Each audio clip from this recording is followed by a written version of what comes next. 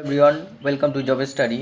আজ আমি PSC clerkship, WP ও কেপিতে এবং রাজ্য কেন্দ্রের যে কোনো পরীক্ষায় বারবার আসা যে সমস্ত অ্যাপ্রোপ্রিয়েট প্রিপোজিশন সেগুলি সম্পর্কে একটি ক্লাস করাচ্ছি।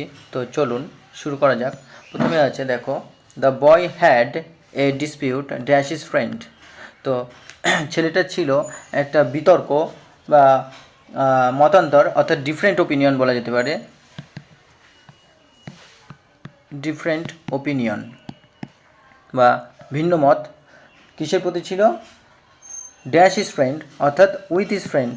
তো এখানে হবে ডিসপিউট উইথ। ডিসপিউট উইথ এর অর্থ হলো মতান্তর। Next, she had always eagerness dash poetry. আচ্ছা, কবিতার প্রতি তার সর্বদাই ছিল আগ্রহ। তাহলে এগার বলা যেতে পারে, এগার বা আগ্রহ কিসের প্রতি ছিল? কবিতার প্রতি। তো এখানে হবে ইন হবে না, অনও হবে না, ফর ব্যবহার করা হবে। তো এগারনেসের পরে কী হবে? এগারনেস ফর, অর্থাৎ আগ্রহ। Next, Israel had enmity. আচ্ছা, এনমিটি কথাটির অর্থ হলো শত্রুতা। শত্রুতা। তাহলে Israel had enmity dash Palestine. প্যালেস্টাইনের প্রতি কী আছে? ইসরায়েলের শত্রুতা। তো এখানে রাইট অ্যান্সার হবে উইথ। Enmity with. এনমিটি উইথের অর্থ হলো শত্রুতা। নেক্সট, ব্যাড রিলিজিয়ান অর্থাৎ খারাপ ধর্ম ইজ অ্যান এনিমি। এনিমি অর্থ হলো শত্রু। ড্যাশ ক্লিয়ার থট অর্থাৎ পরিষ্কার চিন্তাভাবনা সম্পন্ন মানুষের কাছে বা চিন্তাভাবনার কাছে। তাহলে যখন এনিমি বোঝাবে, শত্রু বোঝাবে, তখন হবে এনিমি টু। Enemy to. সুতরাং এখানে রাইট অ্যান্সার হলো টু, এবং ইন আর অন এগুলি হবে না। Next, the girl envied. আচ্ছা, দ্য গার্ল এনভিড, তাহলে এনভি মানে কি? ঈর্ষা বা হিংসা করা বা জেলাস। জেলাস। আচ্ছা, তাহলে the girl envied dash the success of her sister. তার বোনের যে সফলতা তার প্রতি সে কী করে? ঈর্ষা বা জেলাস বা হিংসা করে। তাহলে এখানে এনভি অ্যাট। এনভি অ্যাট এর অর্থ হলো হিংসা করা বা জেলাস। তাহলে এখানে রাইট অ্যান্সার হচ্ছে option C. Next, free thinkers never had any esteem. আচ্ছা, এস্টিম কথার অর্থ হলো রেসপেক্ট। রেসপেক্ট বা শ্রদ্ধা। শ্রদ্ধা। তাহলে এস্টিম এরপর কি বসবে? ফ্রি থিঙ্কার্স অর্থাৎ মুক্ত চিন্তার যে সমস্ত মানুষেরা রয়েছে তাদের কখনোই থাকে না আগ্রহ। কিসের প্রতি থাকে না?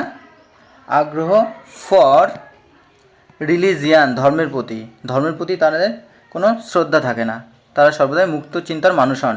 তাহলে এস্টিম ফর, এস্টিমের পরে ফর ব্যবহার করতে হবে। তাহলে এখানে রাইট অ্যান্সার হচ্ছে option D. Next, there is an exception.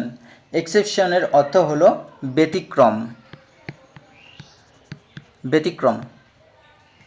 আচ্ছা, তাহলে there is an exception dash the rule. এই রুলটির একটি ব্যতিক্রম রয়েছে। তো এক্সেপশন টু, এখানে রাইট অ্যান্সার হলো টু। এক্সেপশন টু এর অর্থ হলো ব্যতিক্রম। Next, the criminal found the chance of an escape dash jail. আচ্ছা, ক্রিমিনালটি খুঁজে পেয়েছিল সুযোগ কি?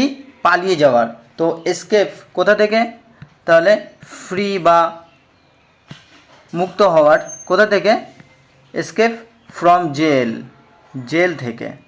তাহলে এসকেপ ফ্রম এর অর্থ হলো ফ্রি হওয়া বা মুক্ত হওয়া বা পরিত্রাণ পাওয়া। তাহলে এখানে রাইট অ্যান্সার হবে option C. Next,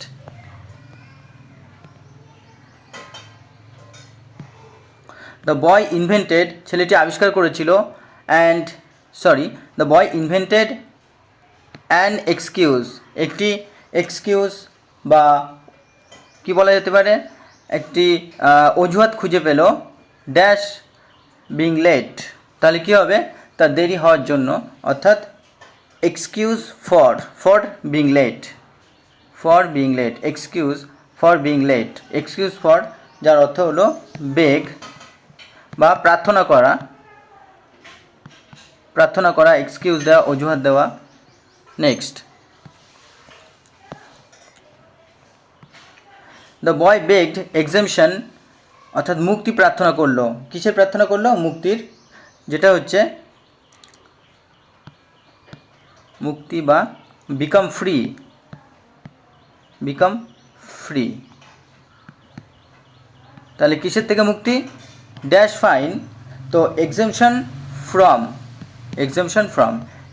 from fine দেওয়া থেকে মুক্তি প্রার্থনা করলো।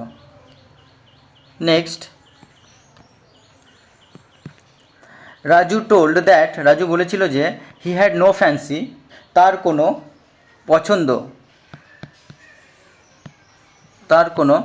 পছন্দ অর্থাৎ লাইক, তার কোনো পছন্দ নেই, ড্যাশ বিয়ারের প্রতি, তাহলে কী হবে? For beer. He took fancy, কিন্তু তার পছন্দ ছিল, ড্যাশ ওয়াইন, অর্থাৎ এখানে ফর এবং টু দুটোই রাইট হবে, এবং এই দুটোই যদি থাকে অপশান, দুটো ফিল ইন দ্য ব্ল্যাঙ্কস থাকে, তাহলে দুটোই ব্যবহার করা যেতে পারে, নইলে ফর অথবা টু এর মধ্যে যেটি থাকবে সেটি ইউজ করতে হবে। Next, a skeptical mind has no faith, অর্থাৎ একটি ধর্ম যারা বিশ্বাস করে না সেই ধরনের মানুষদের কি থাকে? হ্যাজ নো ফেথ, কোনো বিশ্বাসই থাকে না, কিসের প্রতি? ইন গড, ভগবানের প্রতি। তাহলে ফেথ ইন মানে কোনো কিছুর প্রতি বিশ্বাস রাখা, তো এখানে ফেথ ইন হচ্ছে right answer. Next, his familiarity, তার পরিচিতি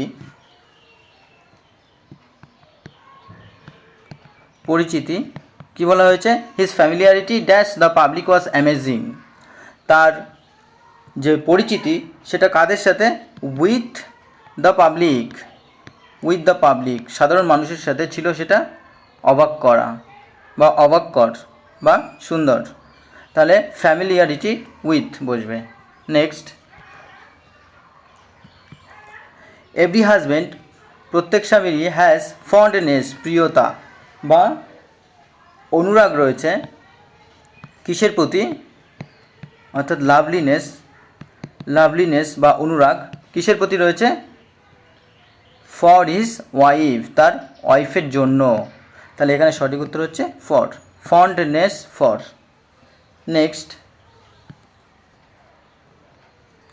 দ্য কনজারভেটিভস, অর্থাৎ রক্ষণশীল যে সমস্ত মানুষেরা আছেন, গোড়া ধর্মে বিশ্বাসী, ফিল গ্রাজ মানে বিদ্বেষ বা অ্যাগনি বা বিদ্বেষ অনুভব করে, dash the free thinking of the day, বর্তমান দিনের যে সমস্ত ফ্রি থিঙ্কিং বা মুক্ত চিন্তার মানুষ রয়েছেন তাদের এগেনস্টে, তাদের বিরুদ্ধে, তাহলে এখানে সঠিক উত্তর হচ্ছে এগেনস্ট, গ্রাজ এগেনস্ট, তাহলে গ্রাজের পরে এগেনস্ট বসবে। নেক্সট,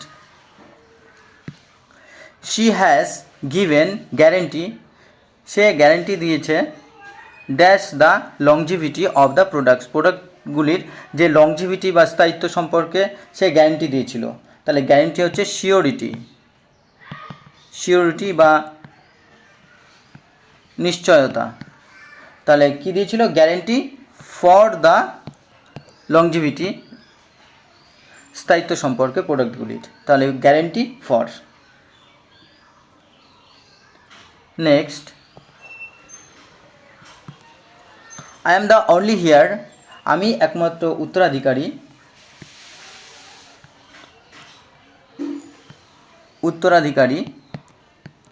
তাহলে কিসের প্রতি? Dash the property of my father, আমার বাবার যে বিষয় সম্পত্তি তার, তাহলে কী হবে, I am the only heir to, এটি ভেরি ভেরি ইম্পর্টেন্ট, অর্থাৎ অনেক পরীক্ষায় এসছে। I am the only heir to the property of my father. তাহলে এখানে অপশান হবে C, right answer. Next, there is no more hope dash success. তাহলে hope যখন বোঝাবে, অর্থাৎ আশা,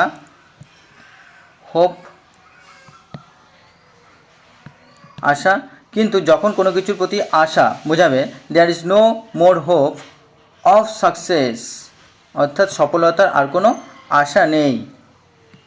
কিন্তু যখন হোপ ফর কথাটি ব্যবহার করা হবে, তখন কিন্তু ওয়ান্ট বা চাওয়াকে বোঝাবে। বন্ধুরা এটা খেয়াল রাখবে। নেক্সট দেখো, এভরিওয়ান হোপস, প্রত্যেকে আশা করে ড্যাশ এ বেটার ডে, একটা ভালো দিনের জন্য। তাহলে এখানে কিন্তু প্রত্যাশা, অর্থাৎ ওয়ান্ট বা প্রত্যাশাকে বোঝাচ্ছে। তাহলে এভরিওয়ান হোপস ফর যখন ব্যবহার করা হবে, তখন হচ্ছে প্রত্যাশা বা ওয়ান্ট বা চা পাওয়াকে বোঝাবে। তাহলে এভরিওয়ান হোপস ফর, এখানে option C, for a better day, একটা ভালো দিনের জন্য প্রত্যাশা করে বা আশা করে। Next, the wicked student did not pay heed মানে কি, হিড মানে মনোযোগ দেওয়া, অর্থাৎ অ্যাটেনশন, মনোযোগ। তাহলে কী করছিল, দ্য উইকেড স্টুডেন্ট অর্থাৎ দুষ্টু ছাত্রটি ডিড নট পে হিড, কোনো মনোযোগ দিচ্ছিল না, টু হিজ টিচার্স ওয়ার্ডস, তার শিক্ষক মহাশয়ের কথার প্রতি। তো এখানে অপশান সি হচ্ছে রাইট অ্যান্সার। তো নেক্সট, এই ছিল আজকের গুরুত্বপূর্ণ ভেরি ভেরি ইম্পর্টেন্ট কিছু অ্যাপ্রোপ্রিয়েট প্রিপোজিশন। আশা করি তোমরা ক্লাসটি পছন্দ করেছো। তো এরকম আরও যদি ভালো ভালো ক্লাস পেতে চাও, অবশ্যই ক্লাসটিকে লাইক করো এবং চ্যানেলটিকে যারা নতুন এসেছো তারা সাবস্ক্রাইব করো এবং বন্ধুদের মধ্যে শেয়ার করো। এরকম আরও নতুন নতুন ভিডিও পেতে অবশ্যই তোমরা চ্যানেলটি ফলো করো। Thank you for watching this video.